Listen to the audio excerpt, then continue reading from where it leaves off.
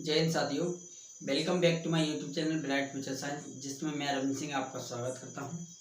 चलिए, आज की जो क्लास है अपनी आज की क्लास अपनी सबसे लास्ट क्लास होने वाली है अध्याय चैप्टर फर्स्ट की, यानी जो केमिस्ट्री का जो अपना क्लास 10th का साइंस है उसकी फर्स्ट चैप्टर पढ़ रहे थे अपन।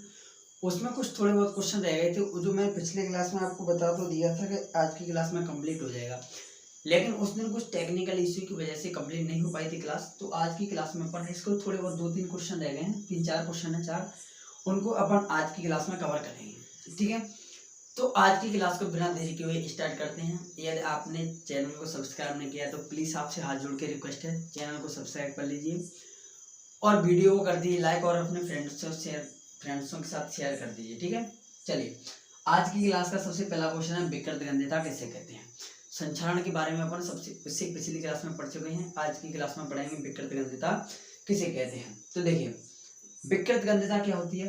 तेल एवं वसायुक्त खाद्य पदार्थ जब वायुमंडल में उपस्थित ऑक्सीजन गैस के संपर्क में आते हैं। देखिए, जैसे आप लोगों ने जो चिप्स वगैरह देखे हैं, अंकल चिप्स आते हैं, कुरकुरे आते हैं, यानी बहुत से जो थैली जो पोले आते हैं, पाउच आते हैं, जिनमें क्या रखे आते हैं, बहुत से आइटम रखे आते हैं, और उनको जब वायु के कांटेक्ट में आते हैं, किसके कांटेक्ट में आते हैं, वायु के कांटेक्ट में आते हैं, तो वह वायुमंडल में उपस्थित, आपको पता ही वायुमंडल में भली भांति से आपको पता होगा कि वायुमंडल में ऑक्सीजन गैस पाई जाती है।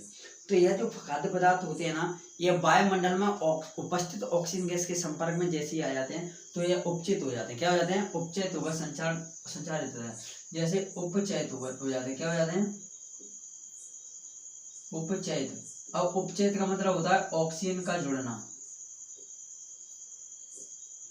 ऑक्सीजन का जुड़ना। ऑक्सीजन का जुड़ना क्या कहलाता है? उपचयन कहलाता है।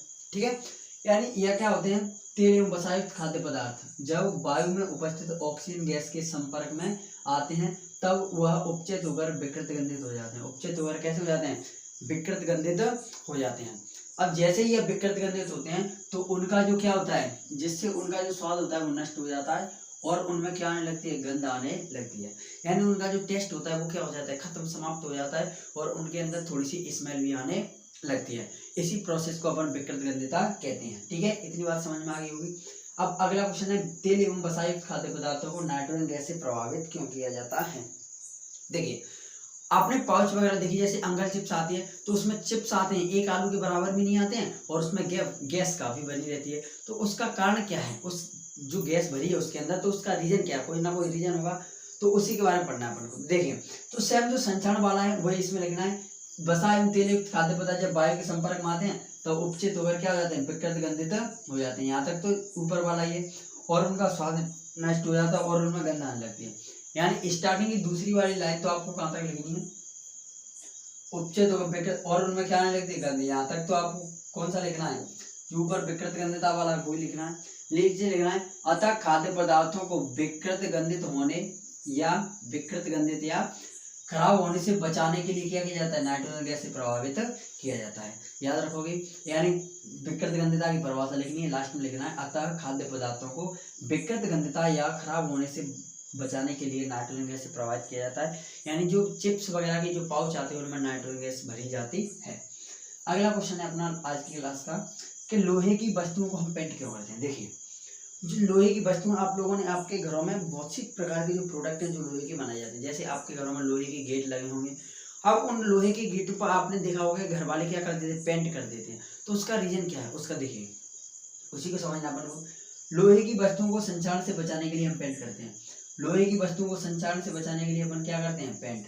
अब संक्षारण क्या होता है? अगर आपने पिछली क्लास नहीं देखी होगी तो पिछली क्लास को देखिए, उसी में मैंने संक्षारण को डिस्कवर किया हुआ है। ठीक है, तो यानी लोहे की वस्तुओं को अपन संक्षारण से बचाने के लिए क्या करते हैं? हम उन पर पेंट करते हैं। क्या करते हैं? पेंट करते हैं। क्योंकि जो पेंट होता है, क्या होता है? पेंट धातु की सतह तथा वायु या नमी के बीच प्रत्यक्ष संपर्क को तोड़ देता है। जैसे समझिए, जैसे इधर समझिए, यहाँ पे जैसे मैंने कहा कि कोई धातु है, अगर इसके ऊपर कोई सतह नहीं है तो वायु इसकी डायरेक्ट आके इससे क्या हो जाएगी? सटेगी। वायु इससे आगे डायरेक्ट सटेगी। लेकिन यदि मैं बात करूँ कि इस पर पेंट कर दी, मैंने क्या कर दिया? पेंट कर दिया। तो जैसे ही मैं इस पर पेंट करूंगा तो वायु आके और किससे टकराएगी? पेंट से टकराएगी। यानी धातु की सतह और वायुमंडल में उपस्थित वायु और नमी, यानी ऑक्सीजन और नमी से क्या कर देती है?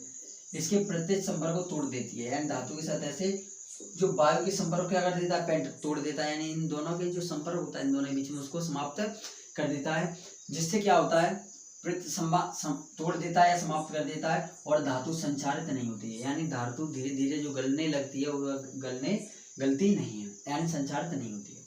अगला क्वेश्चन, संचार से बचने के उपाय लिखिए।